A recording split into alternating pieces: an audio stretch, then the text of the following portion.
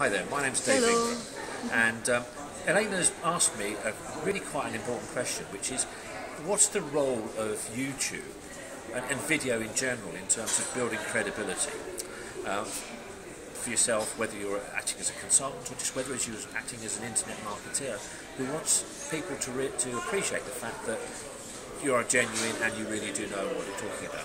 This is a really key question. I think it's a key question right now for a number of reasons.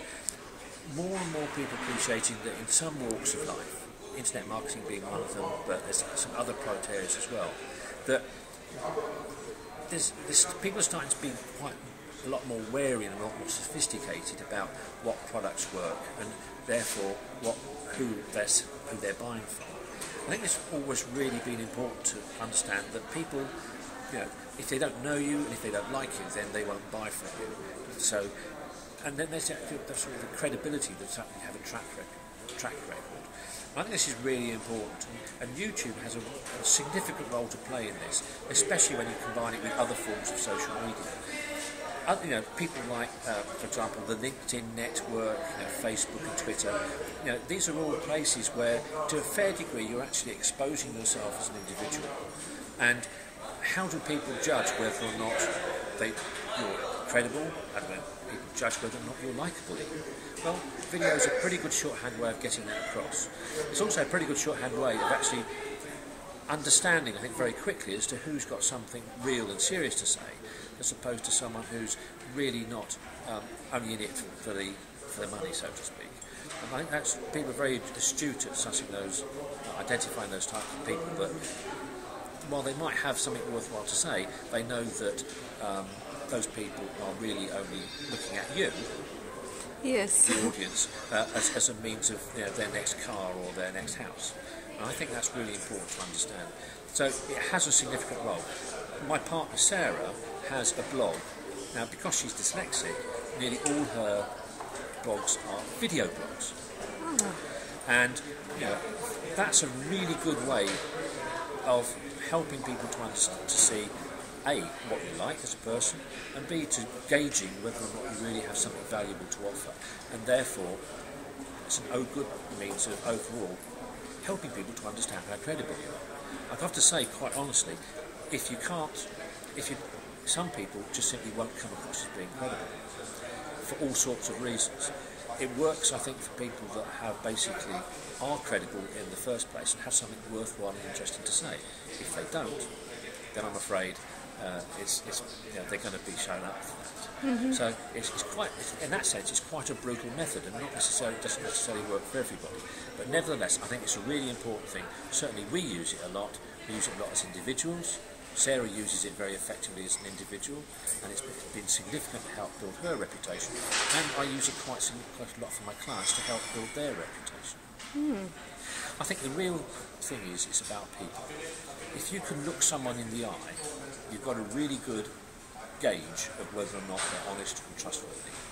And to a fair degree, whether it's myself or one of my clients, when they look the camera in the eye and they say something, and they say it with conviction, that helps other people to understand that these people are honest, straightforward, and therefore they're credible. David, I have another question to you. Do you think everyone can be successful in internet marketing? Because sometimes people don't have experience, or they have no knowledge, or they just don't have confidence to start it. What do you think about it? I think that's a very interesting question. Let's be honest, about 1 in 1,000 people actually make it into having a good living as an internet marketer. 1 in 1,000. Mm-hmm. So what happens to the other 999? Why don't they make it? Mm. Well, the first thing is commitment. There is a perception, and the industry is very bad at marketing itself. There's a perception that all you have to do is to press one button. There's this magic bit of software. You press the one button, and cash is going to roll in. It isn't like that. Like everything in life, you have to work to be successful. Mm-hmm. And as someone said to me, it's funny, people say I'm lucky, but he said, people say I'm lucky, but it's funny, the harder I work, the luckier I am. And I think that's really true. The other thing, therefore, is that I think there's so many ways of making money on the internet. There is no one absolute way. But for you, find a way that works for you, that addresses your strengths and doesn't ask you to work on your weaknesses. And stick at it and be committed to it. Don't expect to make money tomorrow or next week, though you can. That can happen. Excuse me. And if it doesn't happen for you, then believe you me, I really wish you all well. Congratulations. But for most of us, it's something we have to work at. So the real thing then is stick at it, find a method, learn the basics, and be patient. Now remember the fact that the thing is, you can get started in the internet marketing world for almost no money. You can start with literally just the cost of a domain name. Oh yeah. And a piece of software. Yeah, if you don't, it's not going to cost you more than, let's say, $200 to get started. Very cheap. Okay, so if it's only costing you that much, it's actually worth your while then persevering and finding out what exactly works for you. Some methods of traffic building, some people don't like. Now, I like article marketing. I like video marketing. Other people are better at using Facebook. I don't use Facebook myself, simply because I'm a bit old-fashioned, maybe a bit stick in the mud. Plus the fact I haven't actually worked out at this point in time exactly how I want to use it and what works for my niches and my customers and my clients. When I do, I'll let you know. Yeah. But the thing is, I think everything in life you have to treat it as a learning experience. Now, it's not costing you much to get on the learning curve, so stay on that. Stay on that learning curve. Don't look for immediate returns. Look for small returns. Set yourself an objective. Set an objective. This month, I'm going to make sure I get at least $1 a day. Oh. Next month, set yourself another objective. So I'm going to make $10 a day. Month 3, set yourself an objective of paying for your heating bill, for example. Oh. Yeah. Set yourself nice, easily achievable objectives and work to achieve that. And learn as you go along. Keep a note of what's working and what isn't.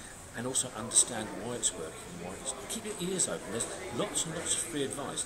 If you just go to YouTube, Tony talked about that a lot. YouTube itself has got a fantastic library of people saying, hey guys, look, this is how I'm using this technique and this is how it's worked for me. If you just go there and watch it, you can't lose anything. Yeah. I mean, after all, it's only just time. Yeah. Thank you very much. You are wonderful. Okay. Bye. See you soon.